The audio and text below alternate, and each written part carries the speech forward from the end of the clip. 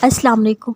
आप दुआओं की कबूलियत की दलील मांगते हैं। अल्लाह की सफ़ात में से एक सिफ़त अल-मुजीब भी है, यानी दुआएं सुनने कबूल करने वाला।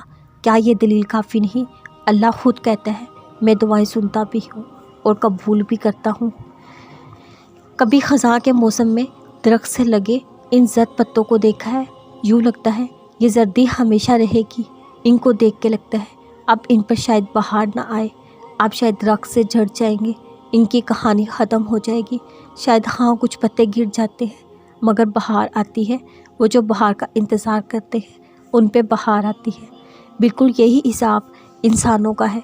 वो वक्त जब लगता है कि अब कहानी ख़त्म हो चुकी, तब भी कहानी ख़त्म नहीं होती। जो अल्लाह पे यकीन रखता है उसको यकीन होता है अल्लाह इस ख़ज़ां के बाद बहार भी लाएगा। इस बात का ज़िक्र तो अल्लाह कुरान में भी करता है। जो आज़माइश के वक्त सब्र करते हैं, अल्लाह ताला पे यकीन करते हैं, उनके लिए अजर है। अल्लाह ने उनके लिए अजर रखा है। उनका अजर अल्लाह कभी भी ज़ाया नहीं जाने देगा।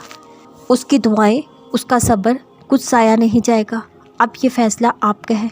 आपको वो झड़ा हुआ पत्ता बनना है या वो पत्ता जिसको यकीन होता है अल्लाह है ना।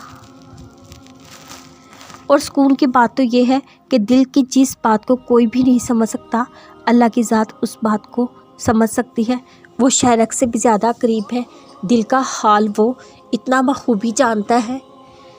दिल की गहराइयों में बैठे हुए एक मामूली से ख्याल से भी वो गाफिल